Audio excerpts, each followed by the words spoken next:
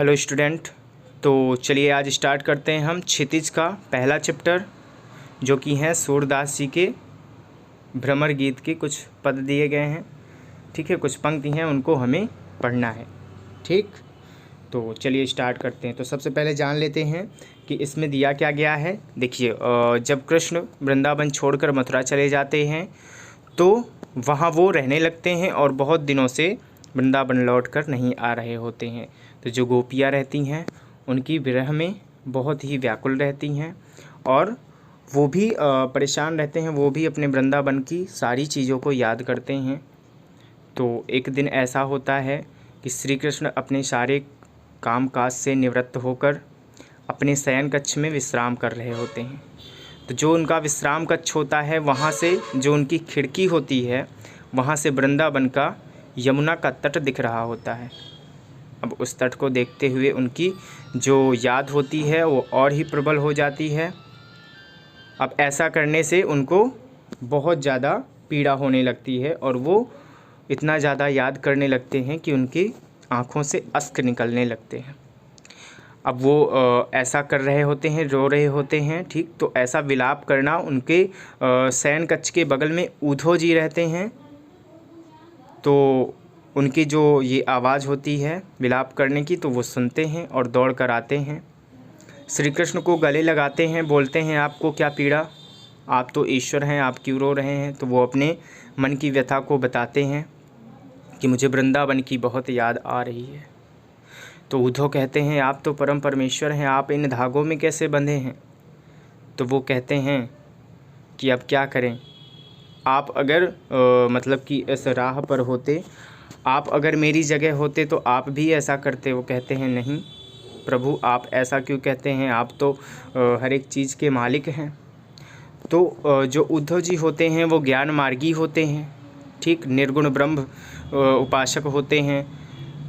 तो जो कृष्ण जी होते हैं वो सोचते हैं क्यों ना अब इनकी परीक्षा ले जाए, क्योंकि उनको अपने ज्ञान पर थोड़ा सा घमंड होता है कि नहीं, ज्ञान मार्ग से चलकर ही ईश्वर की प्राप्त होती है। ठीक है, ज्ञान मार्ग सबसे बड़ा है। तो वो कहते हैं कि मुझे गोपियों की याद आ रही है और गोपियाँ भी मेरी विरह में बिल्कुल व्याकुल होंगी। तो वो कहते हैं नहीं है प्रभु, ऐसा नहीं होना चाहिए। ठीक है, ये तो गलत है, आप ईश्वर हैं, आप इन सब चीज़ों में कैसे पड़ गए। तो फिर वो उनको भेजते हैं एक संदेश वाहक के रूप में, कहते हैं आप मेरा संदेश गोपियों तक ले जाकर उनसे कहिए। तो उद्धव जी उनका संदेश लेकर के चल देते हैं वृंदावन की तरफ। अब वहीं गोपियों से वो मिलते हैं। पहले तो जाते हैं नंद बाबा के पास, उनसे मिलते हैं, फिर माँ यशोदा से मिलते हैं। और जो उद्धव होते हैं वो कृष्ण जैसे ही दिखते होते हैं, मतलब कि उनका स्वरूप जो होता है वो श्री कृष्ण जैसा ही होता है। तो उनकी माँ जब वो आते हैं तो पहचान भी नहीं पाती हैं। तो चलिए हम स्टार्ट करते हैं। इसके बाद फिर प्रसंग आता है गोपियों का और उद्धव का। ठीक है, तो यहाँ पर जब वो उद्धव जाते हैं गोपियों के पास, गोपियाँ रहती हैं, गोपियों को जो अपना ब्रह्म ज्ञान होता है, ज्ञान मार्ग से ईश्वर प्राप्ति का संदेश देते हैं, उनको योग मार्ग से चलने की प्रेरणा देते हैं। तो ऐसा जब सुनती हैं गोपिका तो उनको थोड़ा सा बुरा लगता है। तो उसी समय जब वो संदेश दे रहे होते हैं तो एक भंवरा आ जाता है। आपको जैसा कि आप लोग अपनी टेक्स्ट बुक पर देख रहे होंगे, एक भंवरा आ जाता है। तो गोपियाँ उसी के बहाने उद्धव जी को बताती हैं, उन पर व्यंग करती हैं। कुल मिला करके पहले पद में वो व्यंग करती हैं उद्धव जी पर। तो चलिए पढ़ते हैं। इसमें दिया गया है, उद्धव तुम हो अति बड़भागी, अपरस रहत स्नेह तगातें, नाहिन मन अनुरागी। देखो इसमें दिया गया है, गोपिका कहती हैं कि हे उद्धव तुम बहुत ही भाग्यशाली हो। वो ऐसा क्यों कहती हैं, क्योंकि जो उद्धव होते हैं वो श्री कृष्ण के चचेरे भाई होते हैं और वो उन्हीं के साथ रह रहे होते हैं। ठीक, तो वो कहती हैं उद्धव तुम बहुत ही बड़े भाग्यशाली हो।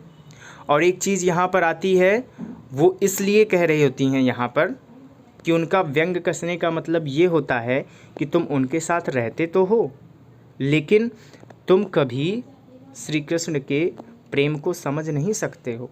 ठीक है। कहती हैं कि हे उद्धव, आप उनके साथ रहते तो हैं लेकिन उनके प्रेम को आप कभी भी समझ नहीं सकते हैं। मतलब उनके प्रेम का एक भी धागा आपको छू तक नहीं पाया। इसमें दिया गया अगली लाइन में, अपरस रहत स्नेह तगात हैं। मतलब कि प्रेम का एक भी धागा उनके पास रहते हुए भी, इतने पास रहते हुए भी तुमको, मतलब आपको प्रेम का एक धागा तक छू नहीं पाया।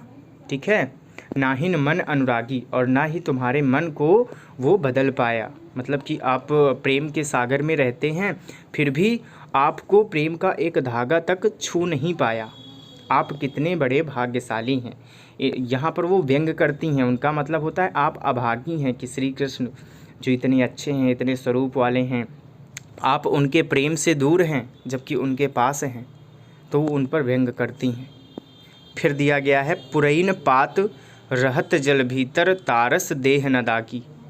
अब वो कहती हैं जिस प्रकार पुरैन पात मतलब कमल का पत्ता जल के भीतर रहता है, पुरैन होता है कमल का पत्ता, तो वो जल के भीतर रहता है। ठीक है, मतलब कि अंदर रहता है।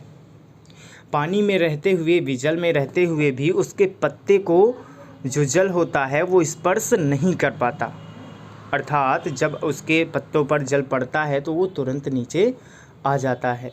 उसी प्रकार गोपिका कहती हैं कि हे उद्धव, तुम उस प्रेम के सागर में रहते हो, श्री कृष्ण के पास आप रहते हो, उनके प्रेम के सागर में रहते हो, पर तुम उस पत्ते के समान हो, उस कमल के पत्ते के समान हो जो उस प्रेम के सागर में रहते हुए भी उसकी एक बूंद तक को भी पा नहीं सका।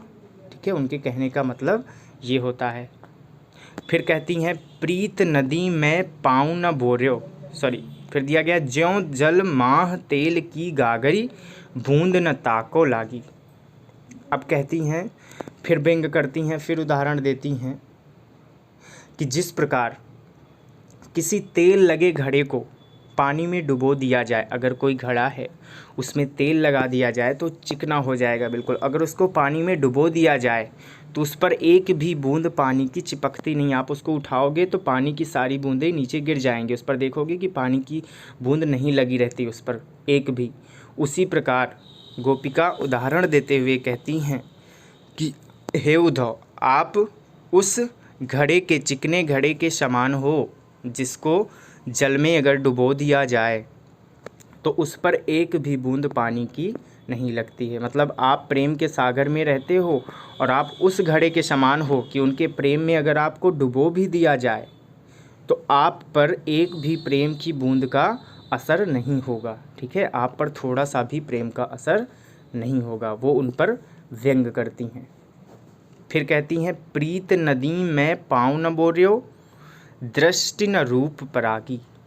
फिर बोलती हैं कि हे उद्धव, गोपिका कहती हैं, हे उद्धव, आपने श्री कृष्ण के रूप में मुग्ध होना तो दूर, उनकी प्रेम नदी में अपने चरणों को, अपने पैरों तक को न रख सके।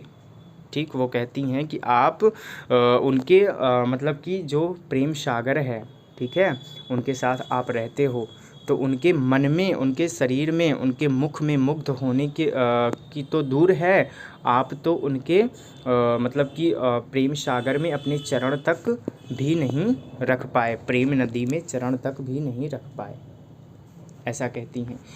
फिर बोलती हैं, अब गोपिका ने उन्हें उलाहना दिया, मतलब उस एक तरफ से व्यंग किया। ठीक है, कि आप इतने बड़े भाग्यशाली हो कि आपको बताओ, आप प्रेम के सागर में रहते हो फिर भी आपको प्रेम की एक बूंद तक नहीं मिली। ठीक, अब बोलती हैं, फिर अपने बारे में बताती हैं वो यहाँ पर, सूरदास अबला हम भूरी गुर चाटी ज्यों पागी। सूरदास जी कहते हैं कि गोपिका कहती हैं कि जिस प्रकार गुड़ में लिपटी हुई चींटियाँ उसी गुड़ को खाती हैं और अंततः उसी में लिपटी हुई अपने प्राण तक न्यौछावर कर देती है, प्राण अपने त्याग देती हैं। मतलब कि जो एक गुड़ होता है वो बहुत मीठा होता है, तो चींटी उस पर जब लग जाती है तो उसी को खाती रहती है और अंततः वो उसी में मर जाती है। ठीक है, मतलब उसको इतना प्रेम होता है गुड़ से, इतना उसको मीठा लगता है कि उसी को खाते खाते वो वहीं पर मर जाती है। तो वो अब बताती हैं कि सूरदास अबला हम भोरी। सूरदास जी कहते हैं कि हम ऐसी चींटी के समान हैं जिसके सामने गुड़ रखा हो, ठीक है। मतलब कि हम उसी प्रकार मतलब कि उस चींटी के समान ही अबला नारी हैं जो श्री कृष्ण के प्रेम के सागर में डूब चुकी हैं, ठीक है। श्री कृष्ण के प्रेम के सागर में हम डूब चुकी हैं और इसी में समाहित हो जाएंगी और अंततः इसी में समाहित हो जाएंगे। मतलब अब हम इससे दूर नहीं जा सकती हैं। हमारी उस गुड़ में लिपटी चींटी जैसी ही हालत है। तो इसका अर्थ हो गया। आप लोग को अच्छे से समझ लेना है। आप लोग कोशिश करेंगे तो आप लोग को भी आ जाएगा। चलिए अब नेक्स्ट पद देखते हैं। नेक्स्ट में अब दिया गया है मन की मन ही मांझ रही।